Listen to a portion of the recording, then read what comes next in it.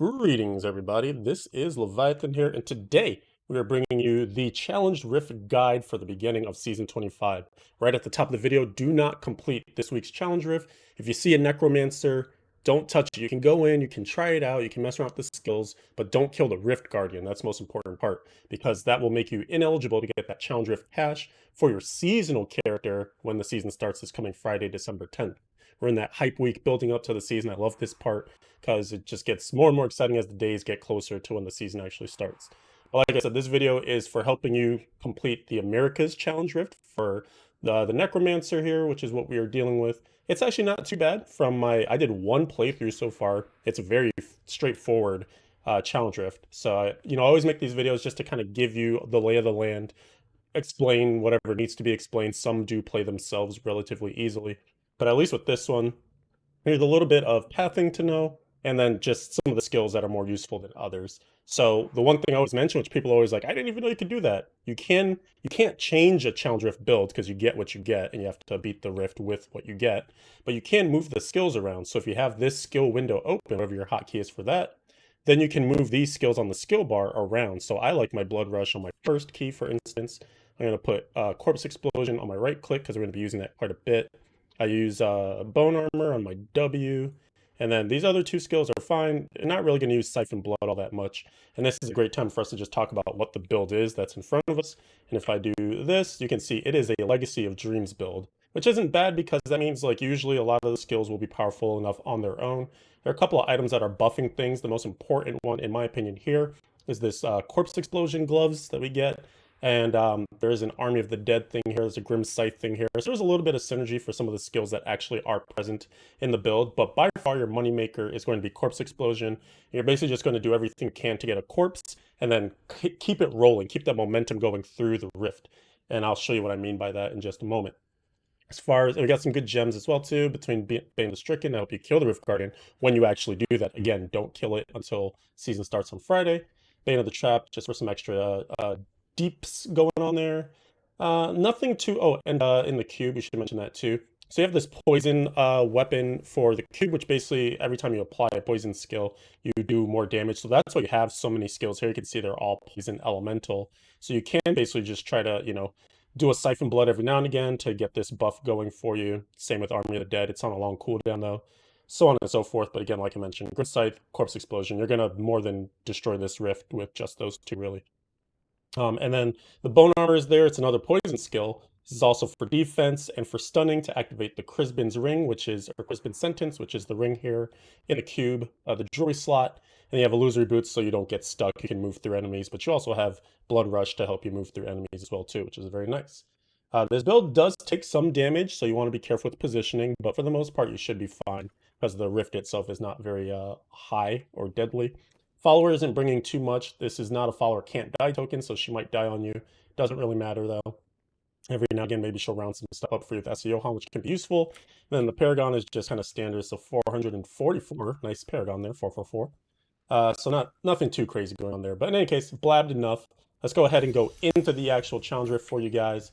So if I recall correctly, I go up here first, kind of get some stuff going. Usually right away, the first thing you want to do is get your Bone Armor activated, get into a nice pack of mobs, just to make sure you can get all those extra stacks. You can get up to 15 stacks with the way that this build put together. Channeling Pylon right here is very nice, because now you can go kind of crazy with your cooldown skills. My suggestion to you is to keep going south here, keep going down, left, however you orient yourself on the map. And primarily you're going to be looking for like juicy packs of density, but primarily elites, because that's where you're going to make all your money in terms of progress for the Greater Rift. You can see we're already 30 seconds ahead.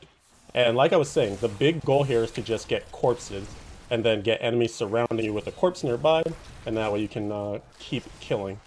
Coming up here is another pylon. We get a power pylon. So this is very useful because now we just really one-shot everything. Every now and again, just activate some skills to help you kill anything. The hardest part is kind of getting that first kill when you're in a new area, and then being able to take those corpses and blow everything else up. So there's another elite that's right down here. So Johan went off. And so that's pretty much the first floor, right? So it's basically like take an L, right? Go down here and then go here. Draw that L. And you get channeling power. Onto the next floor is a very short one. Not too much going on here. So I would just, blaze a trail right through. There's going to be one elite pack, if I remember correctly. I'm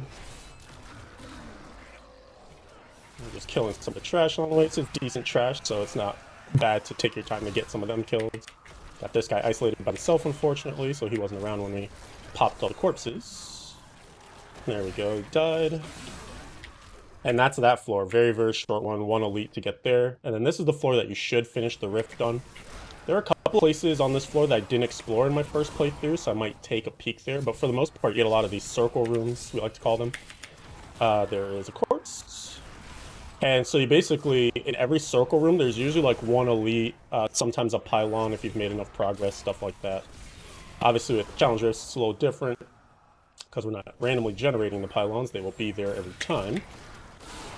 So here I was really just, it can get a little hairy in this part of the rift because of just the enemies that are present here. They can do some decent DPS and hurt you. So we're creeping up. There we go. Get that blue down. So this is where I didn't check last time I did my clear. Oh, there's another elite over here. Okay, so this is worth coming over this way. It is going to be a dead end, and so this is why I didn't really check it the first time through, just for my familiarity with these maps. But it is worth going to that little left side there because there is another elite for you. That is good to know. Glad we did the research.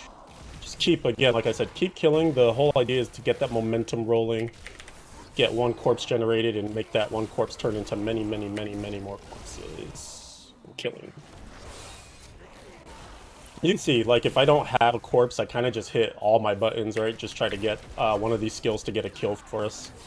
Whether it is Army of the Dead off cooldown, there's a shield pylon, so now things are really safe. So this is kind of like a nice point to get to if you feel like you weren't surviving too well previously.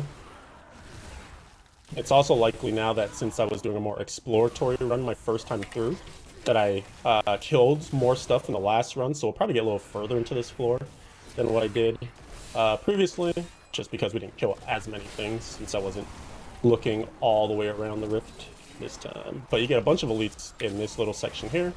So that was just a yellow, and then we get the blue as well. And you see we're getting close. We're more than enough time ahead of the rift, 2 minutes ahead. This build basically is a good one. We usually kind of clown the Challenge Rift builds because they're often really bad and not fun to play, but this one has a movement skill. It's decently powerful. Get to 99%. There we go. And it's Vesalius as our boss. So like I told you, I'm teleporting out. I do not want to fight him at all. Don't want to do any damage. Just get out of there as fast as you can. And that's it. That's your practice for the Challenge Rift. It's 3 floors of solid stuff. As you remember, that first floor is a challenge pylon, a channeling pylon that gets you some nice cooldowns right away, gets your momentum rolling in that rift. Then you move into that power pylon at the end of the floor. Few elites on that floor for you. Second floor, very quick floor, 1 elite. And then the next floor, the third one, is where you're going to make most of your money because there's a bunch of elites in there, the circle rooms, the shield pylon, all that good stuff. And obviously you're like, okay, great, I did the Challenge Rift, now what? And so the whole point of the Challenge Rift is to get that Challenge Rift cash. And again, don't complete this until the season starts. Can't reiterate that enough. Because then you'll be able to have your seasonal character and claim the Challenge Rift cash on your seasonal character. Tons of goodies in there that will help you make your journey from 1 to 70 much more palatable. So there's gold that'll help you level up your blacksmith in particular and your enchantress, or sorry, your mystic, to be able to get you both the ability to craft a level 70 weapon and then re-roll the secondary affixes to get that level reduction on it, so you can use a level 70 weapon as early as level 40 with a level 30 reduction on the secondary affixes, and that'll help you go into higher torments, make your leveling go faster because you're getting more EXP for killing tougher monsters. You can also go and get your Kanai's Cube, and then some of the goodies that are in the Challenge Rift cache include Death's Breaths, a bunch of regular crafting materials, bounty crafting materials, so that will also allow you to craft a rare weapon and turn it into a legendary. There are lots of good outcomes for certain classes, like for the DH, which you guys know I tend to represent. Daggers is the way to go by far. Take a level 70 dagger, upgrade it in the cube, and you either get a Lord Greenstone's fan, which is amazing, or a Carly's Point, which isn't as great, but it can still be useful. And so that'll get you some power too, and you can extract that power into the cube and then put that in your weapon slot for your Kanai's Cube. And then that's like really the biggest part of it, is being able to get that access to the level 70 weapon early, and then being able to get a juicy legendary power on your side early enough. And then, of course, blood shards come out of the cube or come out of the cache as well. And you can gamble low-level legendaries that give you multipliers for one of your skills. Like for the barbarian, you can get braces of the first men to buff up your hammer of the ancients. As a demon hunter, there really isn't anything great, so you can maybe get the Rhapsody Clarity for more defense if you're going into those higher difficulties, especially on hardcore. Or something like the Pox Folds, which is just generally useful for most classes because you can get a decent amount of damage out of those pants just by being surrounded by enemies, by farting on them. In any case, hope you guys enjoyed. Again, very easy, clear. Make sure to put a comment in if you want to know anything else to start up the season. Season 25 looks like it's going to be great. Soul Shards, super powerful. We're going to be as strong as we've ever been. I'm very excited for this one. I'll have a few more videos with like my plans for this season.